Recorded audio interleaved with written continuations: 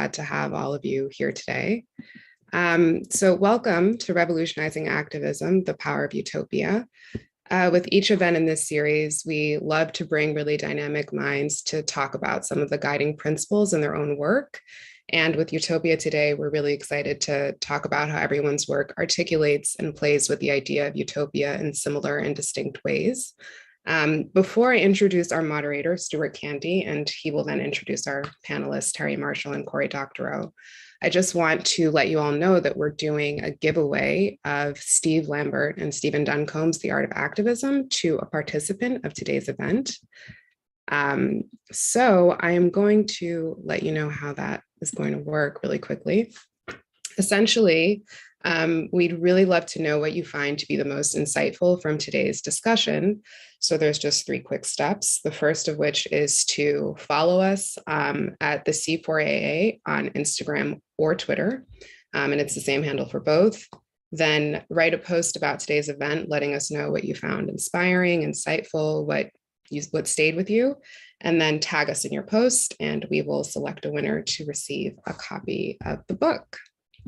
And I'm going to share that again at the end of the event, so as a reminder. And without further ado, I will now introduce Stuart Candy. Stuart Candy was trained as a lawyer, but dodged a bullet and instead became an artist, designer, and facilitator, working to augment the collective capacity to think ahead.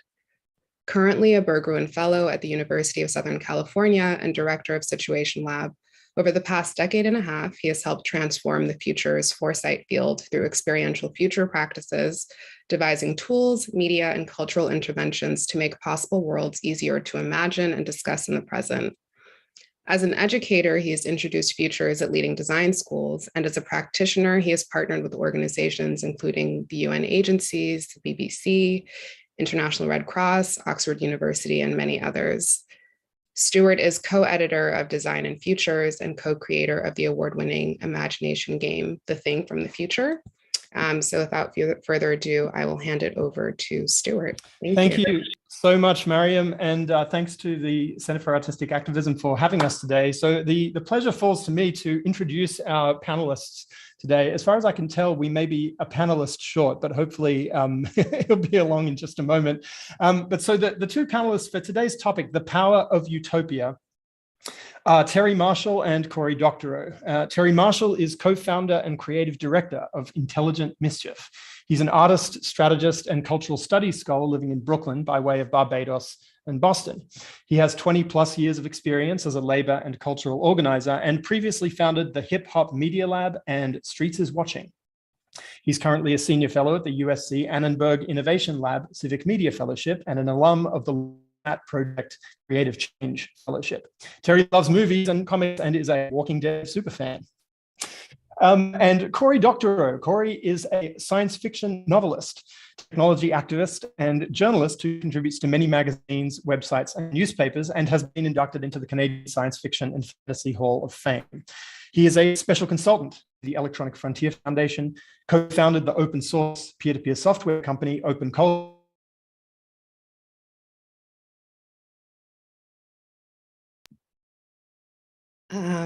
I think we're having some technical difficulties. You know, it's okay if my whole brag sheet isn't read aloud. That's fine. Let's give Stuart a second to see if his connection stabilizes.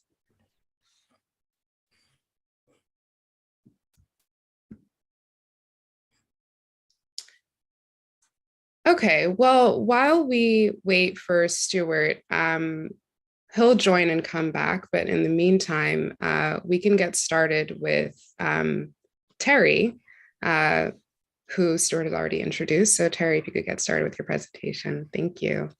Ooh, thank you. Thank you for inviting me to come speak. Boom, boom.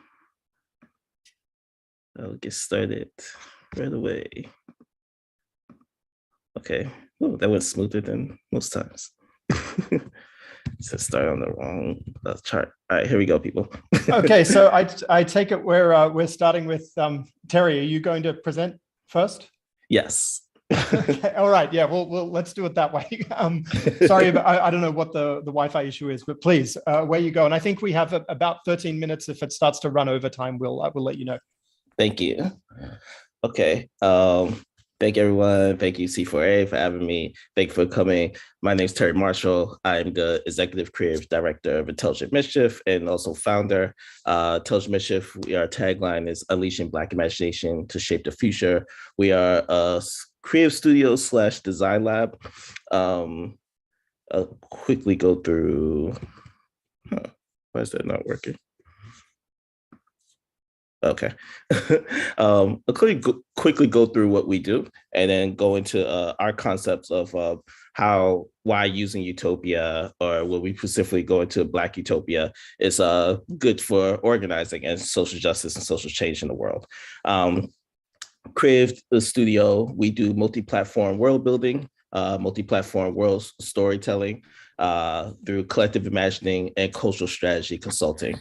So one way that works out is that we produce our own, what we call products, right? Products where we use the technique of world building to produce, like, it could be a film, it could be a podcast, any kind of cultural product to put out in the world of what we like to consider part of a narrative strategy shift for social change, social justice. And we also then consult grassroots organizations on using world building and particularly Utopia as a guiding framework for visioning and strengthening their own vision for the world they want to see it change, and how that goes to strengthening their strategy and tactics. So we come up with a quick definition of a Black Utopia, right? And we consider Black Utopia, we specifically deal working with Black folks, people all throughout the African diaspora. And we see that the Black imagination, the radical Black imagination, has always been a source of liberation and change for Black folks throughout. And and particularly within that Utopia, we see as an important roadmap, an important guide to get to where we want to go. There's no, you can have all the plans you want, but if you don't have a vision for where you're going, then your strategy and tactics, I think, are not going to be very useful, right? And that's what we ground our work in. So we consider, this is our definition we came up with of a Black Utopia, as collective power, love, repair, restoration. This is what makes up the parts. We consider what has been throughout the history of Black struggles of resistance, where people have envisioned kind of Black utopias. And they usually start with liberated zones, reimagine places, decolonize spaces, land, staying power, reimagine spirit and story, Afro-Indigenous, ancestral, who we are and what we mean to the world. Black bodies are sacred. Reimagine systems and structures, transform culture, governance, and economies. We own it, we control it together. Reimagine values and ways of being together. Black love, Black joy, Black rest, Black time, right? What's this have? Okay, I'm just clicking slow. And we usually, the forms we see throughout history of Black utopias that have been actualized, right, and envisioned, have come from largely liberated zones, or liberated zones which have come either through struggles, could be nonviolent civil disobedience struggles, could have been armed struggles, it could be slave rebellions, many different forms, right? Even temporary people used to call them temporary autonomous zones, but temporary spaces that people have created for themselves, like even on the dance floor, right? We consider all these things various levels of liberated zones. And we take this definition of liberated zone from Ed Whitfield, who is an elder and a leader in the reparations movement throughout the African diaspora. Said, but in order to hope for the master's house to burn, a field Negro would have to have a view, a vision, or alternative, someplace to go so that we don't simply perish in the flames. We would have to have an image of freedom that is clear enough in our minds to guide our thinking and dreaming. Robin D.G. Kelley, in his book, Freedom Dreams, outlines the importance of such vision. He points out that the Black freedom struggle has always had freedom dreams. I heard my friend, the poet and educator Haki Mahabuti, say in speech once that we are good at expressing our oppression narrative, but what is our freedom narrative? We spend so much time talking about what we can't do and what is hurting and what the man won't let us do, that many of us have stopped even dreaming about what we want and what we can do and what we can and must build, what we are able to provide. And we just use that because we like to talk about, this is the point of utopias, right? And having a roadmap. Because a lot of us, like it says in there, I think the key line is like, a lot of us are good at our oppression narrative, or like, what's the problem now? And a lot of times our movements struggle with the developing, expressing the vision that we want, right? So we go into like, okay, that's why we have that's what we think is a usefulness of having utopia, a usefulness of having a roadmap of vision where to go. We particularly, in our methodology, we use world building to help people map out their guidance to a utopia. World building, really, people may know this, but we always put it out. It's a literary framing device used by fiction writers to create context for system and reality storytelling. It includes defining history, laws, nature, geography, ecology, and culture, myth, values, laws, etc., within which stories take place. It can be an important tool for vision and creating narratives that guide activism strategy. Through world building, we can vividly imagine the worlds we are trying to make real, invite others to co-create through culture, policy, prefigurative institution building, and more, right? These are some of the things that we think world building helps creates alignment around cultural shift, imagines transform reality, creates new forms of organizing social activism, imagines further than current limitations. And that's really the whole point of this, right? It was like, why don't we just use a regular strategy tool? And we feel like there's something more that we need to get to. We need to get a larger vision, and that doesn't just come from like, I just want to say X's and O's, right? Like, how do you actually dream? And this is where we go back to like actually Robert D. Kelly's book, Freedom Dreams, and what is freedom dreaming, right? And how that's actually important to the concrete work and that we engage in, whether that's like voting rights, whether it's around immigration struggles or LGBTQI rights, and so on and so forth, right? And we often give, we give some examples of like historical movements that we feel have used world building, like Abolitionist Movement. A lot of Abolitionist Movement went into describing just a world where there was not human beings in bondage, right? And after having experience of working in a system like that for a couple hundred years, that starts to become a utopia, right? If you had like people who've been enslaved for 200 years and you told them like, this could be a world where, we don't have to enslave people. We don't have to think people are inferior because of their skin and so on and so forth. That we could all benefit from that, right? You're describing a utopia to people who've been like, no, this is the way it's been, this way it has to be. W. Du Bois wrote a lot of science fiction, something that he was not really known about, but we love digging into like W. Du Bois science fiction and the things that he wrote out, that I think he felt that science fiction, the stories and narratives could describe a better world to people than just like economics and being an economist or showing the numbers. Martin Luther King's "I Have a Dream" speech speaks for itself.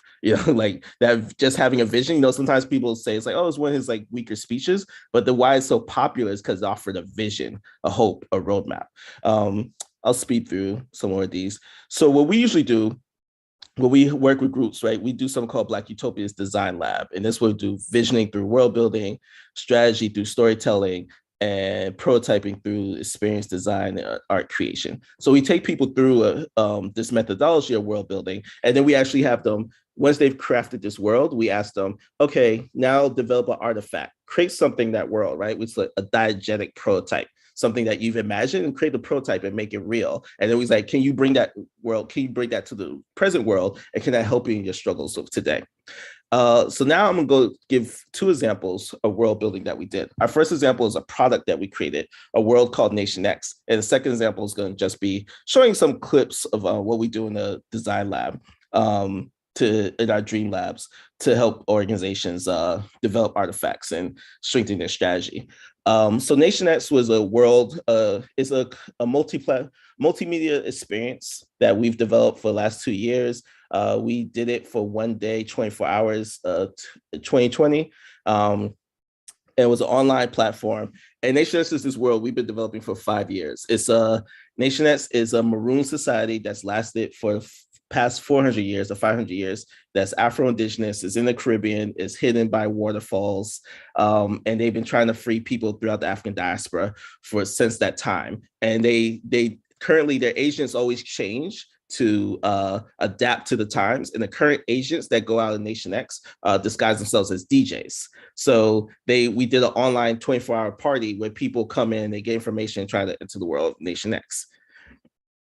When we did the online party, we documented where people was listening to us. I think we had a couple of thousand people, and it was like in South Africa, people, United Kingdom, Brazil. We had no idea. We have no idea how we got all these people out here. We just thought, we'd be in the old US, but we were like pleasantly surprised the different spots where people were tuning in live and interacting with each other. There was a mode where there was a feature where you could interact with people inside, whether it was an online club that people could go into, and people were interacting with live people on Zoom who were playing characters in the story.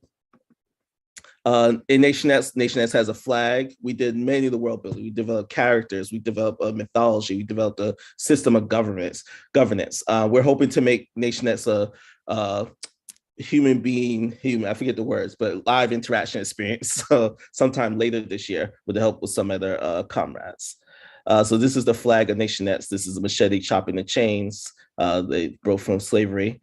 This is the characters that was developed for Nation X, the Brew Hexes. They don't work for the government. They share the same system values as the government, but they disagree. They think the government's too conservative in trying to free Black people. And so they kind of rebelliously go on their own, and agents encounter the Brew Hexes, who is an all-femme collective, where they have some disagreements, but then they have to also work together to achieve the same goals. This is the island map of Nation X. It's about the size of Australia. And yeah, there's different, we have a much more detailed map too going there, right?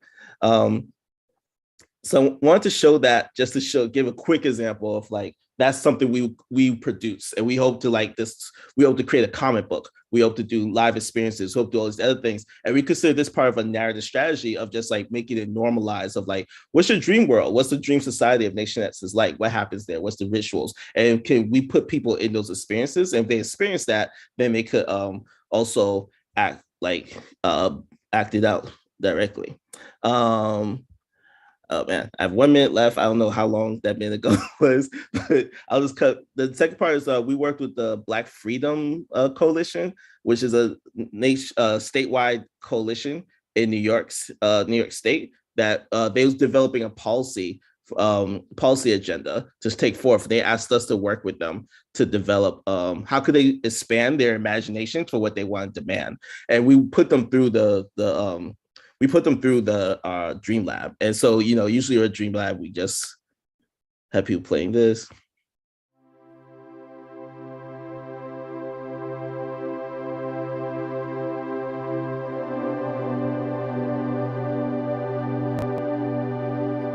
That's all I'll give you from it. We have people go through that, and I can't go out of this. And then we show some clips, and we show all this, right?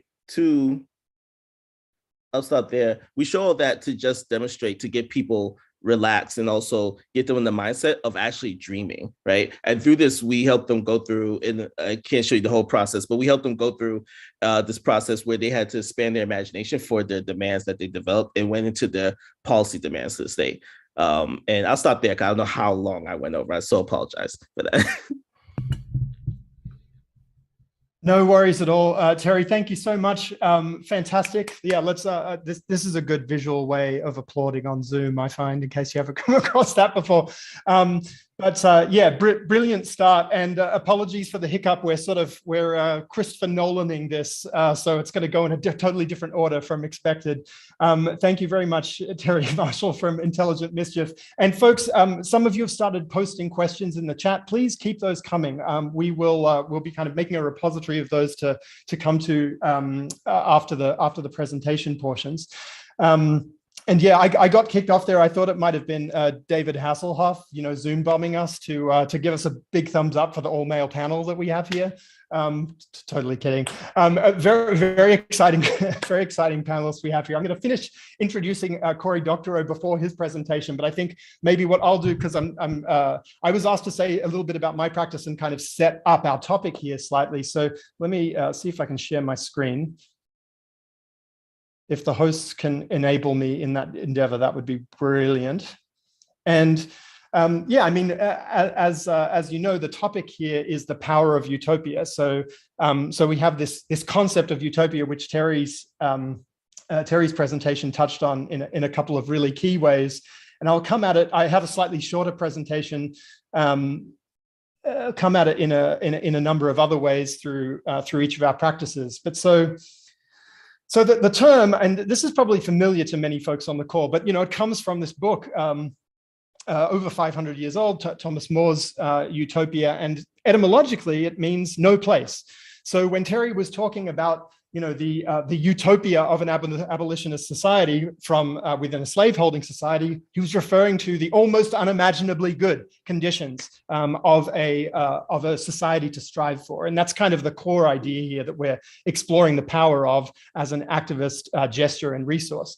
And this is a shot from from that first edition of Utopia with the map of Utopia, that all-important map that Oscar Wilde refers to.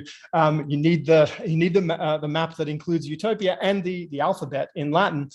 But so I'm spending this year at the University of Southern California, and quite a bit of that time at the School of Cinematic Arts, which is a bit of a weird place. That's the George Lucas building on the left and the Steven Spielberg building on the right. But my longtime collaborator and much missed friend Jeff Watson, with whom I ran Situation Lab for almost a decade, pointed this out to me, that there's over the archway, there's this inscription in Latin. So this could have appeared in Utopia perhaps, Limes Regiones Rerum, which translates as, and actually Jeff Watson used this as the title for his doctoral work, reality ends here.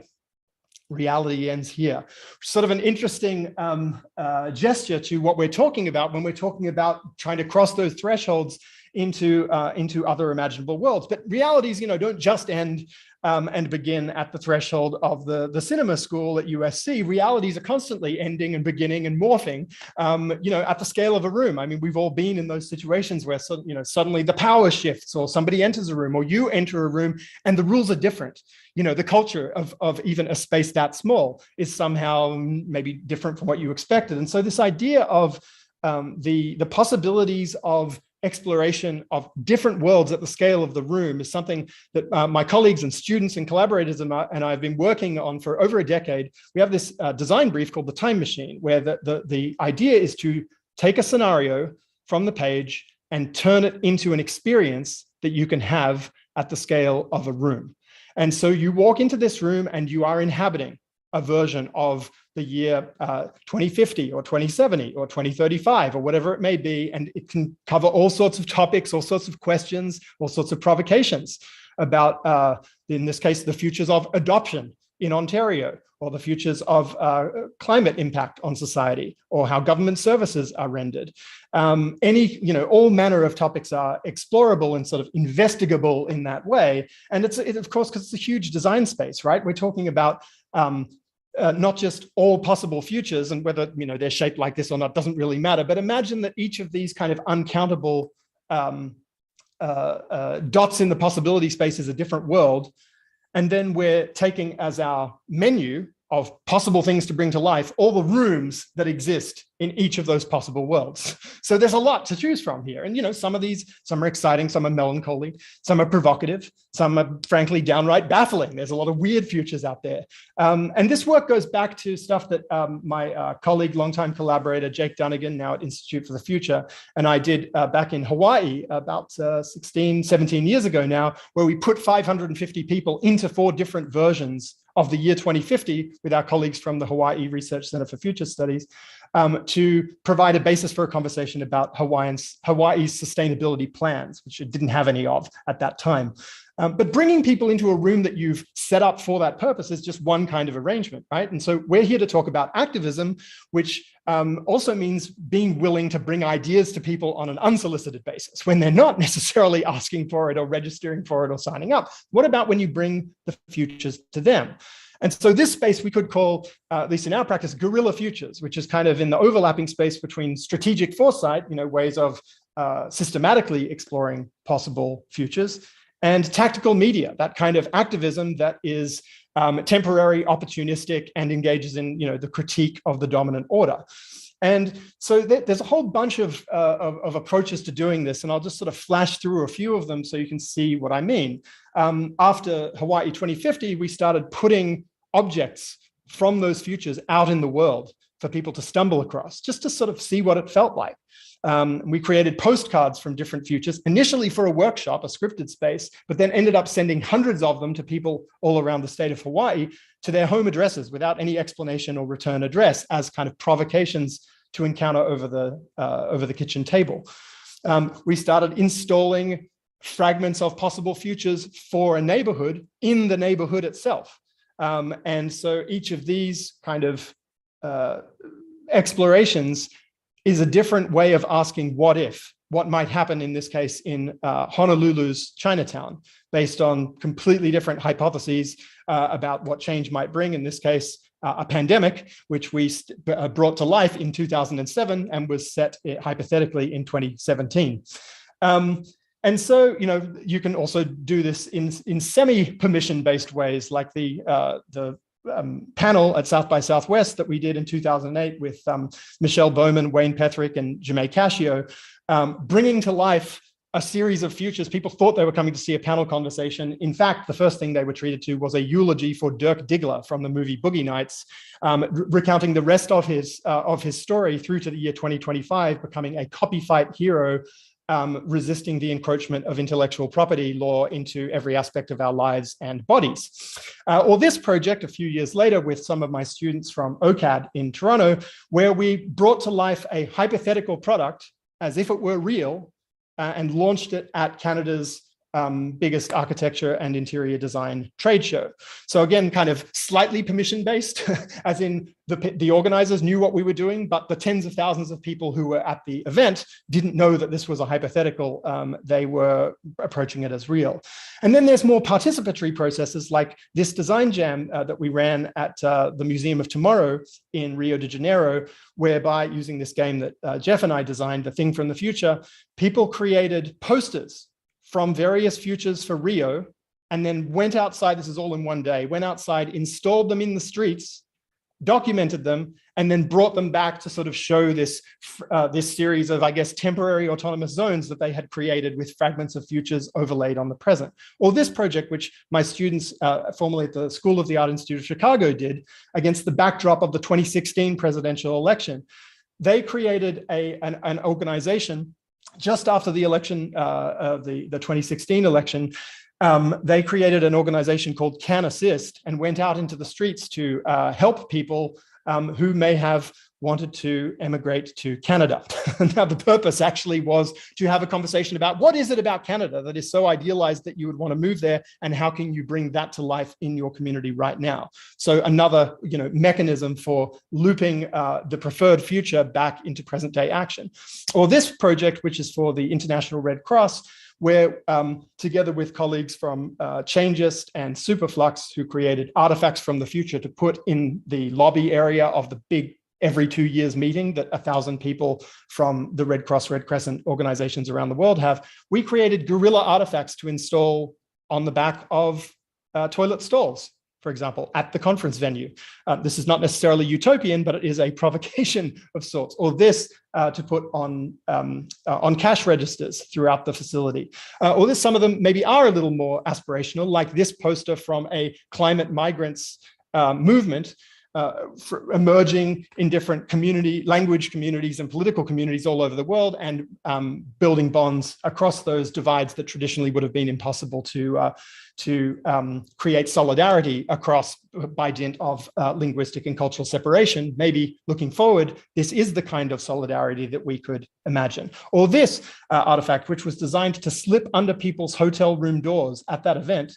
It's an invitation to the Nobel Peace Prize ceremony in 2029 for the Global Red Cross and Red Crescent Network, which is, again, a kind of utopian imagining of what the Red Cross, Red Crescent Network could look like if it were more geared around foresight and anticipation and prevention of humanitarian crises than response, or in addition to response.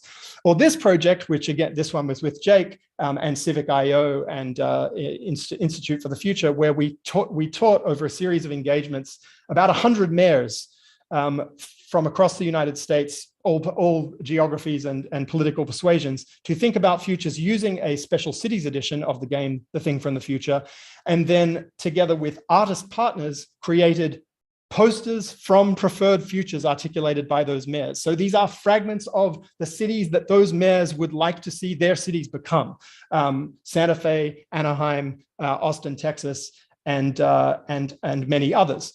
Or this project, which I won't explain in detail, but is an intervention from last year that was commissioned by the United Nations Development Program to kick off their annual innovation event with a conversation about what could the future landscape of global development look like. And so I spoke with each of the panelists ahead of time, created artifacts inspired by what they told me, sent them to the panelists before the event. Nobody knew what anybody else was going to receive before the event. Then they introduced themselves in a Zoom conversation like this through the vector of, or through the portal of the tangibilization of these ideas. So a world where corporations can be executed for crimes like ecocide, or a world where animals are consulted on urban development processes, or a world where multilateral organizations model their activities after indigenous cultural and governance practices, or a world where social media platforms like Twitter are actually owned by their users rather than someone like Elon Musk, or a world where ancestors' assemblies are regularly convened to assess proposed legislation in terms of its impact on future generations. So each of these is a fragment of a preferred future as evoked by those interlocutors in conversation. And then to finish, two of my favorite utopian interventions that I've ever come across, wasn't involved in these, but love them. One is by the Yes Men and Steve Lambert, co-founder of the very organization that brings us together today, the New York Times Special Edition, which is a really wonderful distillation of a kind of progressive political wish list distilled into the format of the newspaper of record and distributed to tens of thousands of people physically in their hands in 2008, but set in 2009. Or this project, which is too little known and too multifaceted to describe properly in brief, but 16 juin 2014 is 16th of June 2014. It's an amazing project that was run, actually, of all people, by advertisers in the midst of the Arab Spring, after the dictator of Tunisia, Ben Ali, was ousted, and things were uncertain for a period, as to whether because the revolutionaries hadn't expected to succeed as wildly as they did.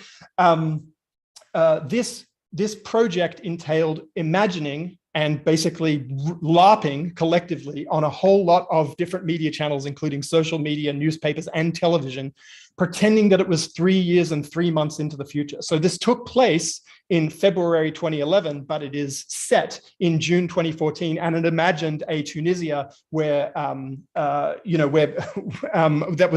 was prospering and thriving. And by the end of the day, that had ended.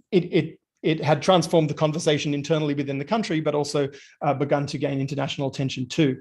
So this sort of flyby of different approaches, I think, leads me to some questions, and I'm not going to ask these as direct questions right now, but sort of just seed them for our future conversation. What's the importance or role of utopias versus other kinds of imaginaries? So how does the idea of a utopia sit alongside the other kinds of futures or the other kinds of thinking that we could and perhaps should be doing?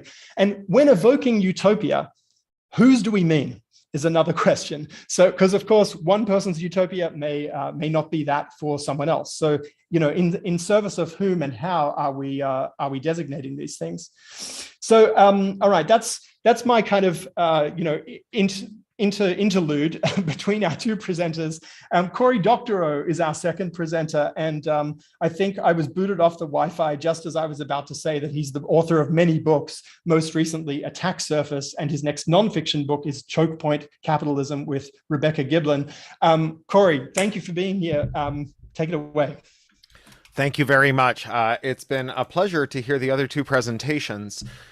Whenever we talk about utopia or dystopia, inevitably the subject of whether one or the other is optimistic or pessimistic crops up. And I am foursquare against optimism and pessimism. I think they're both a form of fatalism, in that both of them take the position that no matter what we do, something will happen. Things will be fine. Things won't be fine. And if you think things are going to be fine, or you think things won't be fine, irrespective of what we do as people, then there's no reason to get out of bed, right? If history is on rails and we can't steer it, then that is genuinely fatalistic. It's the kind of thing where science fiction writers who mistake themselves for like latter-day Nostradamus, who've been like just taking too much of their own product, that they often say, you know, like, I can predict the future. And there's really nothing more cynical than the idea that you can predict the future, and also less ambitious, because, you know, changing the future is a lot more ambitious than predicting the future. So I like to think of where we're at right now in terms of our multiple looming wicked crises, climate, economics, war, and so on, as being like prisoners on a bus. And that bus is barreling toward the edge of a cliff. And the thing that is dystopian about that bus is not that it's barreling towards the edge of a cliff, because like the human condition since time immemorial has been barreling towards the edge of a cliff in whatever kind of vehicle we could conceive of, whether that was like a chariot or a bus. The thing that's dystopian is there's a bunch of people who are like, we can't turn the wheel. If we turn the wheel, something bad might happen to the bus. And there's a bunch of us going, but you see the cliff, right? And they're like, you know, we'll probably jump the chasm. And if we can't, maybe while we're in mid-flight, we can build some wings for the bus. I'm sure flying buses will be a possibility by the time we hit that cliff. And so I don't think it's utopian or rather dystopian to say that we're on this bus and that we're heading towards the cliff. I think it's utopian to say we can all rush the driver and yank the wheel, and that maybe the worst that's going to happen is that like some of us will break an arm or a leg. And that's the kind of utopianism that I'm really here for. And it's a utopianism not of optimism, but a utopianism of hope. Hope is the necessary but insufficient precondition for a better tomorrow. And hope is grounded in the idea that what we do can change the future. That, you know, if you think about in computer science, I'm an imaginary computer scientist. I have an honorary degree in computer science, but no formal training in computer science. And in computer science, we have this idea of this thing called the ant, or rather the hill climbing algorithm, in which computer scientist needs to traverse some really big, gnarly data set. Like, what is the best search result out of a giant database to match your query? And by the time you enumerate all the elements of that data set, the data set will have changed so much that you still won't have an answer. And so you have to arrive at some heuristic, some rule of thumb, to try to find the like close enough for rock and roll, the good enough to answer your query answer to that problem. And so we do this thing called hill climbing. And in hill climbing, it analogizes to the idea of like having an insect, like an ant, that only has front-facing eyes, so it can't look up. And that ant wants to traverse the terrain around it to get to the highest possible ground that it can reach, right? The maximum, the local maximum most closely available to it, the best solution to finding high ground that it can find. And rather than trying to map the terrain, which is not a thing the ant can do, the ant has a rule of thumb because it has these legs. And it can ask itself which of these legs is on the highest ground. And it can go, okay, I'm just going to take one step in that direction. And when I reach that point, I'm now on new terrain that I couldn't enumerate or understand or predict from when I was at that lower point. So I take that one step, and now I can see or I can sense new pathways to ascend the gradient. This leg is on highest ground now, so I can take one step this way. And now this leg is on highest ground, and I can take one step this way. This is the heuristic of hope, right? It's the idea that if you can't see your way from here to the end, right? If the world is not a novel, which I assure you it is not and cannot be plotted, and it is instead composed of this like unimaginably complex terrain that we can never fully enumerate, that we can never conceive of all the plans and counter plans to go forward into the future. Instead, what you do is you ask yourself, from the paths that I can see around me, which path takes me closest to the goal that I want?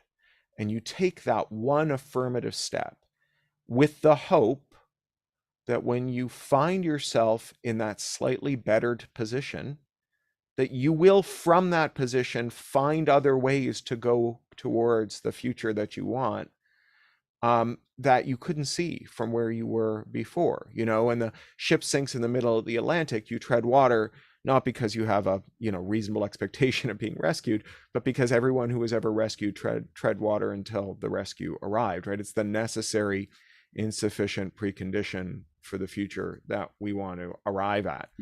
And so for me, this idea of the swerve, right, that we can rush the driver and yank the wheel and maybe only suffer some broken bones, and then figure out how it is that the driver was allowed to drive us towards the edge of the cliff for so long, and what it was that, you know, gripped the psyches of the people we loved and cared about such that they could not conceive of yanking the wheel, and how we kind of bring them along.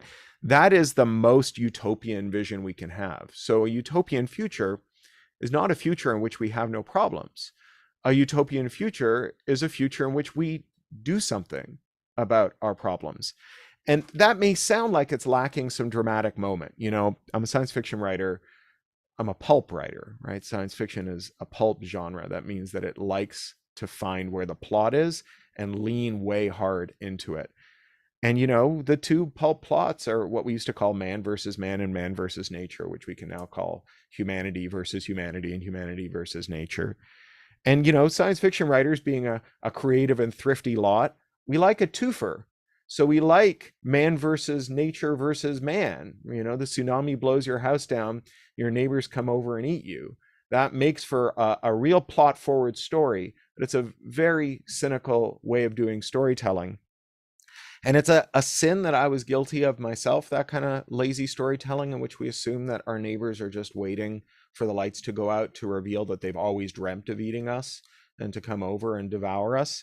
But I had my mind permanently changed when I read Rebecca Solnet's book, A Paradise Built in Hell, her 2012 multi-award winning, incredibly seminal historical book about what happens during crises, where she, as an historian, goes to people who produced contemporaneous accounts of what life was like in the aftermath of disasters that we remember as times in which people turned on each other and revealed the true bestial nature of humanity, starting with the 1906 quake in San Francisco, but moving through Hurricane Katrina in New Orleans, the Haitian quake, and so on. And what she finds is that in these contemporaneous accounts, we do not see people turning on one another. What we see is this kind of ringing silence following the disaster, in which the background refrigerator hum of petty grievance stops. And in the silence that follows, we can hear our moral sense speaking to us and telling us that our top priority is digging our neighbors out of the rubble. That, you know, when the crisis comes, you don't go over to your neighbor's house with a shotgun. You go over with a covered dish, because all the food in the freezer is going to defrost, and you got to have a big old barbecue, which is literally what people do after these disasters. They share with one another. And I realized that there was so much drama latent, so much plot forward, good pulpy drama latent in stories that took that as the theory of human action. You could write books like my book, Walkaway, whose original title was Utopia. I changed it because Kim Stanley Robinson said this book should surely be called Walkaway. In my book, Walkaway, I have an environmental collapse. I have oligarchy run amok. And I have people who do not surrender and who fight back and who try to build a better society. And this is where the drama comes in. They don't agree. They all agree on what the problem is, and they don't agree on what to do about it. And I tell you, the drama of merely disagreeing with people you dislike and have no respect for is pretty thin compared to the drama of having irreconcilable differences with people you love and respect. rifts that can never be healed between them. You know, it's one thing to lose an argument at the Christmas table with your family. That's tough. But winning an argument's even worse, because it means that you are going to establish a rift that, you know, really you own between you and the people that you love. So I think that a utopianism is not a story in which nothing goes wrong. I don't think that assuming nothing goes wrong makes you an optimist. I think it makes you an asshole, right? The assumption that nothing could possibly go wrong is what led engineers to decide that they didn't need any lifeboats on the Titanic, right? Planning for things going wrong and trying to figure out a graceful way to fail, that makes you someone who is responsible and prudent.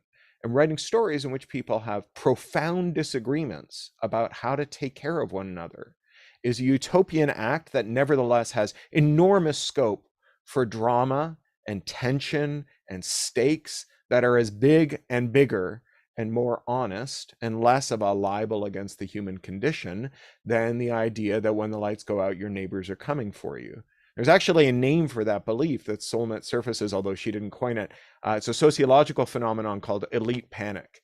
And it's the absolute bedrock conviction among wealthy people that because if the tables were turned, they would come and eat their social betters, that when things go wrong, that surely the guillotines will start appearing on their lawn. And they're the ones whose neighbors come over with covered dishes, who greet those neighbors with shotguns. So I do a lot of activism that is not fictional. I write a lot of nonfiction. I do a lot of real world activist stuff. I've worked with an NGO, a digital human rights group called the Electronic Frontier Foundation for 20 years and 2 months now. I just had my 20th anniversary there. And in that work, I am often discussing incredibly abstract ideas that have all the hallmarks of something that can lead us terribly, terribly astray. These are ideas where there's a lot of salience, right? It really matters how we, organize our digital lives. The internet is not like a glorified video on demand service or a jihadi radicalization tool or like the world's greatest pornography distribution tool. It's, it's a single wire that delivers free speech and a free press and free assembly and access to romance and education and politics and, all the things that we care about in a good and just world, and how we organize it is really, really important. And yet the technical details of that stuff are eyes glaze over dull. And so it is the kind of thing where by the time people actually sit up and realize that stuff has gone horribly wrong, it's too late, because if you wait till it's concrete, then you will have passed the point of no return. And this is where fiction comes in. Fiction is another way of presenting the argument, an intensely complementary way to presenting the abstract argument. It's a kind of emotional fly-through of what the lived experience is of getting it wrong. And it wakes people up to this stuff. And sometimes that takes the form of real fiction. I wrote a novella called Unauthorized Bread, about what would happen if the appliances in your kitchen worked like inkjet printers and demanded, your toaster demanded that you had to use bread that was authorized by the toaster company. But a lot of the times it takes the form of some of the stuff that my co-panelists have talked about, this design fiction, diegetic work. So a couple of years ago, we produced a thing called the Catalog of Missing Devices, which is like a SkyMall catalog of gadgets that no one's allowed to make because a law called the Digital Millennium Copyright Act felonizes reverse engineering certain kinds of devices and improving on them. So we had all kinds of things like, hearing aids and insulin pumps and all kinds of interesting stuff in there. And then, I've got a project that's about to drop. We don't have a good title for you. Our internal title for it is Interoperable Facebook, because there's these laws in Europe and the US, the Digital Markets Act and the Access Act. The European one's like about to pass. The American one is still up in the air, but they're going to require Facebook and other big tech companies to allow third parties to plug new services into them. So if you think Mark Zuckerberg is not a good steward of like how people should conduct themselves, but you find yourself stuck on Facebook because convincing everyone to leave and go somewhere else is a collective action problem you cannot solve. You can kind of have the best of both worlds. You can go somewhere else, onto a platform run by someone you trust more than Mark Zuckerberg, someone who is accountable to you, but you can exchange messages with those people on Facebook. And one of the things that I found when the Digital Markets Act was progressing, I had all these mornings where I got up at 4 a.m. to get on a call or a panel with these European bureaucrats, is that they literally couldn't imagine it. They literally just, like, when they tried to imagine interoperable Facebook, it was like trying to imagine having 6 legs or something, or eyes in the back of your head, or what if up was down, or what if 2 was 3, like it did not compute. And so we basically built a tutorial for how to use an interoperable Facebook that doesn't exist, and we're about to ship that. And we're hoping that these lawmakers who really do want to curb the power of Mark Zuckerberg and other big tech executives who are, not super geniuses, not even evil super geniuses. They're just like ordinary mediocrities, no better or worse than you and me. But, the difference is that they've appointed themselves social media czar of 3 billion people.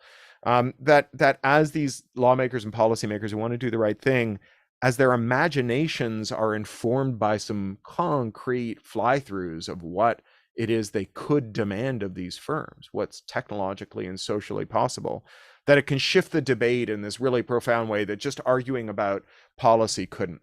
So I guess that's the close of my remarks there. I appreciate this opportunity to talk to all of you and to be on a panel with such interesting folks doing such interesting stuff. And I'm looking forward to your questions. Thank you so much, Corey. And yeah, the questions are flying within the chat. Please keep those coming, folks. And there's also some book recommendations where, keep those coming too. I'm going to just mention one because this will be lost to posterity if I don't. That another relevant Rebecca Solnet read alongside A Paradise Built in Hell is Hope in the Dark, which is, I think would be sort of probably week 1 of the creative activist curriculum. All right, so wow, there's a lot of, putting my moderator hat back on here, there's a really rich brew for us to investigate here. But Terry, I'd love to start with you and something you said that really leapt out at me about world building as an ancestral practice. And I wondered if you could tell us the story of how you came to it as a practice, and what kind of hazards and maybe benefits, but like what have the challenges been of fashioning yourself and your work in that mold? Yeah, thank you for the question. How I came to world building myself. One, I'm a huge comic book fan. I've been collecting comics since I was 5. So that's literally how I came to understanding it. And I didn't have that language then, but like I'm totally into sci-fi, totally into comics, self-described nerd forever. And when I started to discover folks who was using the term world building and writing, where I think I first started seeing things about George Lucas doing the World Bible for Star Wars and things like that, those in popular media that started to be explored, it really gave me access to like, oh, this is stuff I was used to and doing. Applying it, then more recently, I would say folks who I met who Adrienne Marie Brown, who folks probably know a lot, took at the time when her and other comrades had developed Octavia's Brood, and they had developed a workshop where they was helping people use world building for direct action. And I was also a direct action trainer myself. And I, for me, that was like, oh, this is my two worlds like coming together. And that helped us kind of adapt and create our world building methodology for organizing as well. And yeah, grabbing for those 2 areas is where we start putting together what we do, how we use it as a methodology. It really started coming together more formally too, when we developed, I know in some of the Instagram posts for this event, they had showed a project of ours, Intelligent Mischief, called Black Body Survival Guide. And that was a world we was developing that was a satirical multimedia project about how to be Black and dealing with racism. We were not making progress on that project until we started to use world building. And actually that project created Nation X. Because the world building, Nation X was originally the world building for Black Body Survival Guide, and Nation X became its own product. How I haven't, this question is interesting when you said what's for the language you just used, but like what's the hazards. The hazards about the difficulties in a way that one confronts in trying to do this work in an activist mold. Mm-hmm. The hazards of world building itself in trying to use this, or the hazards you use world building to confront? The difficulties in bringing this stuff to life, or another way at it, given the topic of our conversation is, what are the difficulties of utopia? Okay. I was like, okay, let me get, because I was like, it's been wonderful using world building. I haven't experienced any hazards in that. But I would say some of the difficulty. So for us, right, I think we share a couple of things. We share a similar vision that C4A has about utopia as like it's a roadmap. Right. I don't believe, similar to a Cory Doctorow, I don't believe in a place that what we would consider perfect. Actually, when we developed Nation X, the characters, the Brewhexes that I showed, we originally didn't have the Brewhexes when we created them. As we was talking about them more, I created the characters, the Brewhexes, because I thought it was necessary. I wanted a world where people had this utopia, which is Nation X, had differences, and that those differences were built into the system. It was okay. And I want people to have examples of like, we could have major arguments and disagreements. We don't even have to be in the same org or the same thing to be moving towards the same goal. It's all right, right? Like that's what ideally for me, a movement that's healthy and functioning would look like. And that was the reason I developed those characters. And people, when they fall into the world of Nation X, they really love those characters in particular. I think some of it's because those characters operate outside the system. So it also shows how we as a movement see ourselves, right? But I thought that was very important that this utopia had differences and that those differences were shown and was prominent in the storyline of it. So that to me, I think this with the danger, we operate in a world post Nazi Germany, post different various dictatorships, where people often use, where I think the term utopia was used, right? And that we have like a lot of fears and worries about like, oh no, we can't. Before that, utopia was something that was commonly used a lot historically. I don't know how much of resistance there was, but definitely post this world, of these world events happening, right? We have more, I would say, healthy, critical stance towards what the idea of utopia, but that I think is not supposed to be that, right? It doesn't mean that it has to end up in like, oh, once someone says utopia, and this is dominant in popular media, once someone uses utopia, that's really like, oh, you know who the real villain is, right? Coming out. It's definitely a word and a practice with a lot of baggage, but I think your point is very well taken that that even in aspiring, we're not aiming for perfection. It's still a recognizably human, complicated set of worlds that we're talking about. Cory, I wondered if I was going to sort of ask a symmetrical question about your origin story, but maybe a tighter way to ask is there a particular moment in your background where you connected your vocation as a storyteller, a pulp writer, or a maker of worlds on the page, and the activism in the real world that you described to us? I grew up in an extremely specific milieu that is the closest I think the world has ever come to having a formal apprenticeship for science fiction writers. And it was because of one person, a woman named Judith Merrill, who was a great feminist writer and critic and editor, and who was explicitly political in her science fiction. And as a consequence, there was just like never a strong line between it. I was raised by political activists as well, and that's how I actually came to know Judy before I knew her as a writer. So Judy went into self-exile from the United States and moved to Canada in '68 after the Chicago police riots, and took her kids. She and the science fiction writer Frederick Pohl had split before that. And she took their library to Toronto, and she donated it to the Toronto Public Library System, where it became what was then called the Spaced Out Library and is now called the Merrill Collection. It's the largest public science fiction reference collection in the world.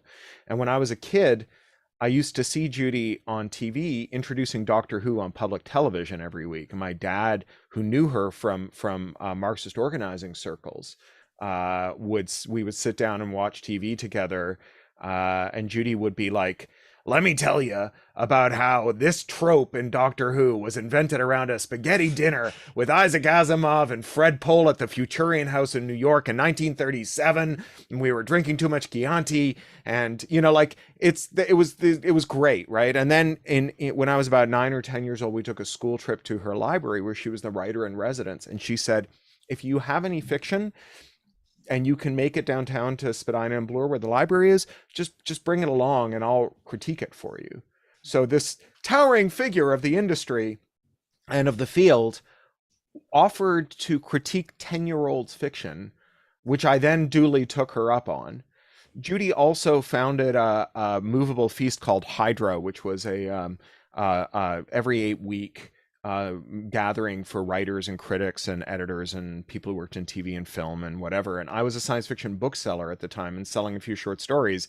I was a bookseller in the oldest science fiction bookstore in the world, Baca, which was founded by a local fan when Judy told him to. And so I would go to these gatherings, and Judy would be there presiding over it like a grand old doyen. And so, really, I was lucky to have this mentor who was part of this milieu that was like explicitly political and also science fictional, also concerned with science fiction. Right. And there was just never any question that this was how my work would be. Yeah, I particularly appreciate the sort of reminder embedded in that all of these imaginaries themselves have histories. Oh yeah. And there are specific moments around specific, right. Yeah, right. Like there are actually people alive who remember, oh, well, we all had this great idea. We're going to write 6 different takes on it. We're all going to get on the B train and go to the fascist John W. Campbell's office at 2 a.m. and throw it over the transom so he can publish all 6 different takes on this one trope that we invented while drunk last night in the next issue of Astounding, right? Like there are literally people alive today, not many left, but some who were part of that. Right. Yeah, well, it's become probably a lot more diffuse and kind of harder to trace in some ways than it may have been at the height of some of those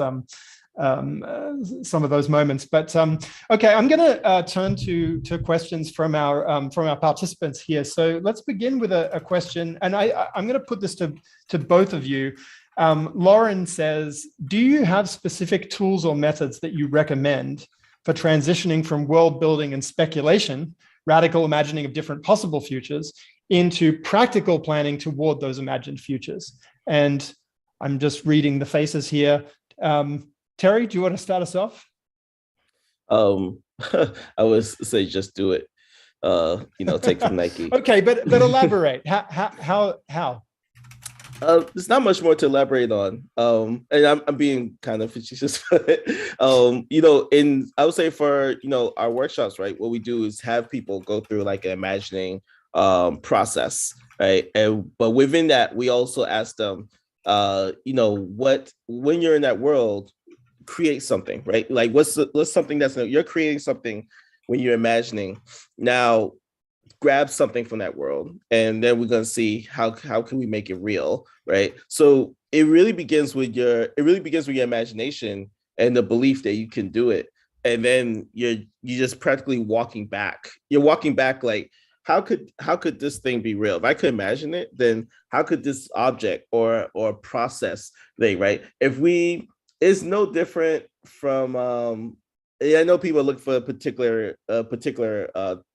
very particular tool, but like if you have someone who's a sculptor, right, they could say like, hey, it's no tools that we all have access to, right? You have a chisel, you have a hammer, you have these things. You need to imagine what that block a stone's gonna look like, and then you walk back. Like, how did I chisel out that feature? How did I do that? That's the roadmap. So you just need your roadmap, your imagination, and then you walk back to the tools that you have at hand, right? To map it out. So it's gonna be the same.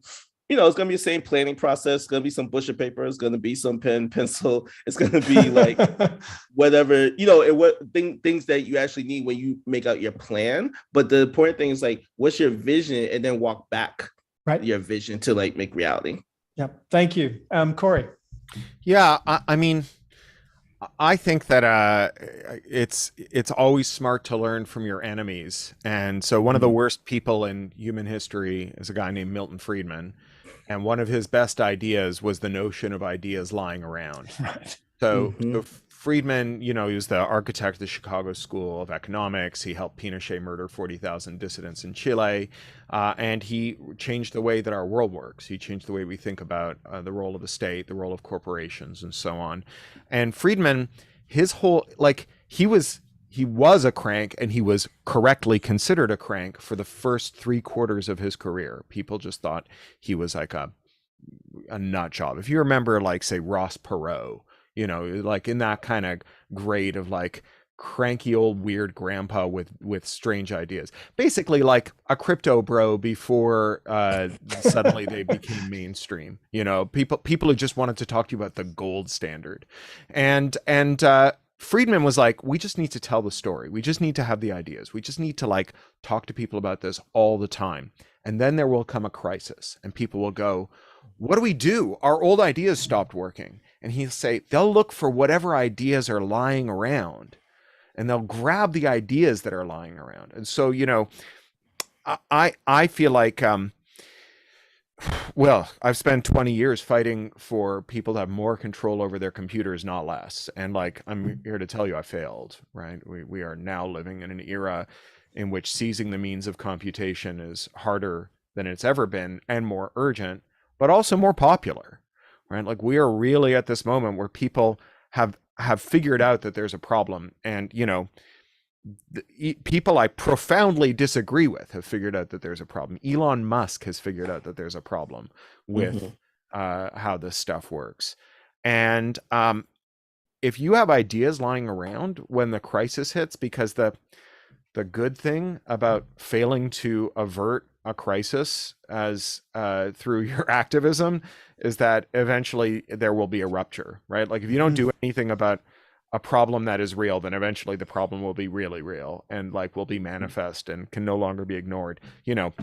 Smoke a pack a day long enough and you'll eventually get stage 4 lung cancer. And the question is, at that point, do you turn to nihilism? Do you say, well, it's too late to quit now, right? There's only one rhino left. We might as well find out what he tastes like. Or do we actually try to do something about it? I think if you've got ideas lying around, right? If people have the model, if they have the story, if they have the world that could be better, that's when you get to make your case, right? I mean, the world we're in was won by people who had that theory. It may not work every time. I might be wrong, but we know it worked once, and yeah, they had the backing of some extremely wealthy, powerful sociopaths, right? But they have the money, we have the people. And so maybe if we can capture some popular imagination, we can get people to think differently about this stuff. Right. And the array of strategies that we've been talking about throughout this conversation, ranging from an online game like Nation X to to a science fiction story, to artifacts from the future that are made available to people, whether in workshops or in their mailboxes or a proposition like interoperable Facebook. These are all ways of making those ideas lie around more legibly and more availably, and thereby kind of inviting them to be taken up when the moment arrives, whenever it arrives. So there's a question here. We only have a few minutes left, but there's a question here for you, Terry, from Max. And it is, can you elaborate on how Black Utopia connects to or differs from various political traditions like Marxism, Anarchism, or Liberalism? I mean, if you think of things in terms of that landscape, how do you picture it? Yeah, Black Utopia is a concept and an idea, and a vision. So which should not be confused as an ideology unto itself. So there's many utopias, right? So there's many Black Marxists, Black anarchists, Black socialists, so on and so forth, who have imagined utopias. So that's the easiest way. It's just like, it doesn't have to be, it's not an ideology in and of itself. So any systems of thinking and vision for the future can be used as utopia. Thank you. And there's a question here from Mimi, which I'll direct to you, Corey, about how the idea of accepting utopia as no place in reality affects activism versus a commitment to making the impossible possible. So I guess there's a question here about the sort of the categories that we're using to describe these worlds. As someone who's been walking that line, sounds like deliberately and knowingly for a really long time, how do you think about that? So there's this idea of intuition pumps that, like, when you're in a crisis, when you have to act very quickly and you don't have time to think, that whatever it is you've rehearsed, either mentally or literally, is the thing you're most likely to do, right? This is kind of the theory of ideas lying around. And it's why we have like fire drills, right? Because we can do it. And maybe why we have like certain kinds of panic or anxiety, where we just in our minds over and over again go like, what if someone broke into my house and came into my kid's room? What would I do? Right? And you just can't get that thought out of your mind, because there's some sense that if you rehearse it long enough, you'll be prepared. It's, kind of grasping for an answer.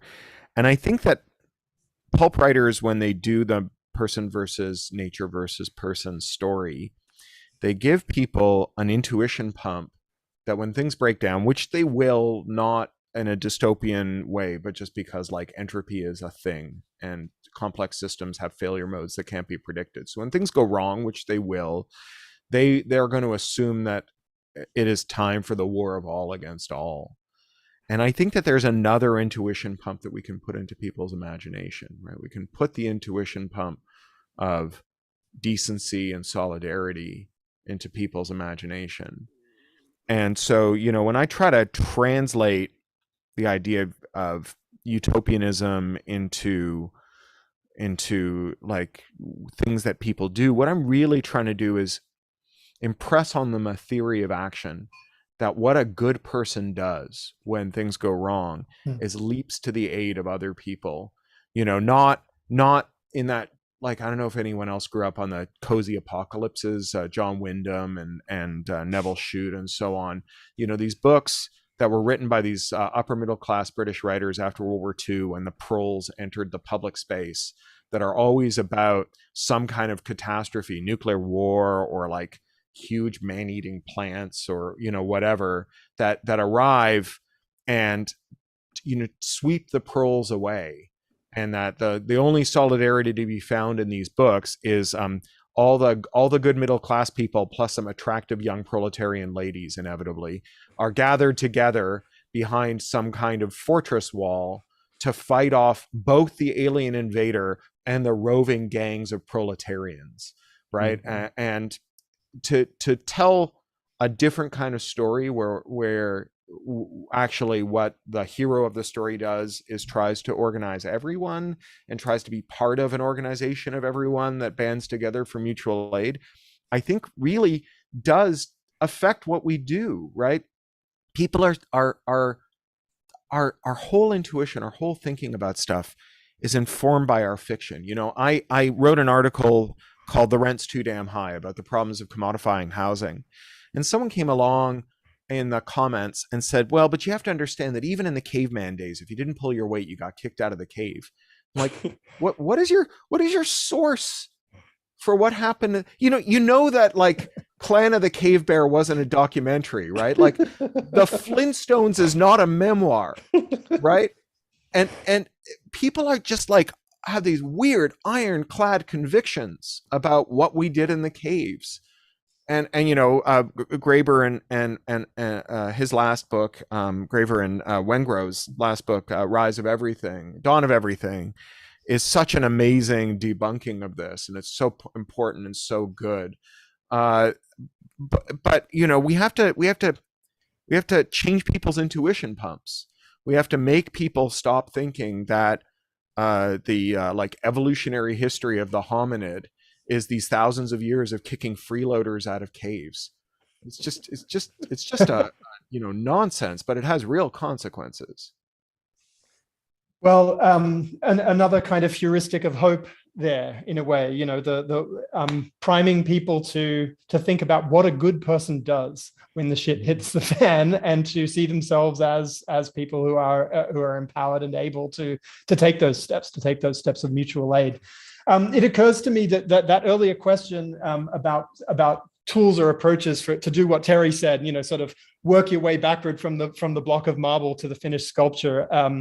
There are processes in the futures world called backcasting that attempt to get at that, and in particular, there's one that, and this taking a leaf out of Corey's book, learning from our enemies. There's a process called 3 Horizons that I think was initially incubated at McKinsey, but that can and is being used for much more humanistic and grassroots community purposes to kind of unpack what is entailed in moving from the state we are in, Horizon 1, to the state we want to be in, Horizon 3, via the transitional strategies of Horizon 2. And that's a way of unpacking that conversation and becoming a little more perhaps deliberate about what those next steps might be. It's very intuitive in a way, but you can sum it all up as you did, Terry, in just do it.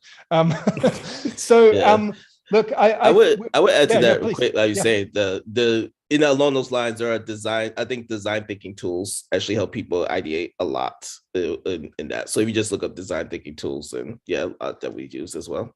Yes, there's a thriving sort of set of practices at the intersections of design and futures work, which I invite people to check out if they haven't had a chance to. But look, we're just scratching the surface here, but what a terrific conversation and a privilege to hear from you both. Terry Marshall, Corey Doctorow, thank you so much for being here to discuss the power of Utopia. That's it. I'm Stuart Candy. That's my bit, and I'm handing it back to Mariam Kazim to take us out.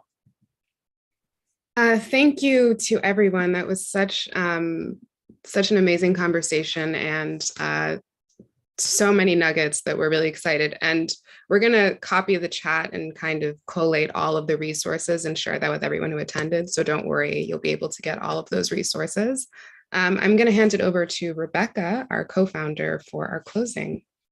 Yes, hi, I'm Rebecca Bray. I'm a co-director of the Center for Artistic Activism, and thank you, Stuart, Terry, and Corey. That was amazing, and really such an excellent manifestation of what we were setting out to do when we started this monthly series, Revolutionizing Activism. We really wanted to share amazing people who are truly revolutionizing what activism looks like. And this is wonderful. So thank you. As many of you know, we at the center do a lot of workshops and trainings. We bring Utopia into those spaces. We are helping voting groups across the US, or people working on the freedom to vote in the US. Throughout this year, we're working on climate change with Greenpeace and lots of other examples. So if you know a group that you think could use this kind of work, please let us know. We might be able to help them.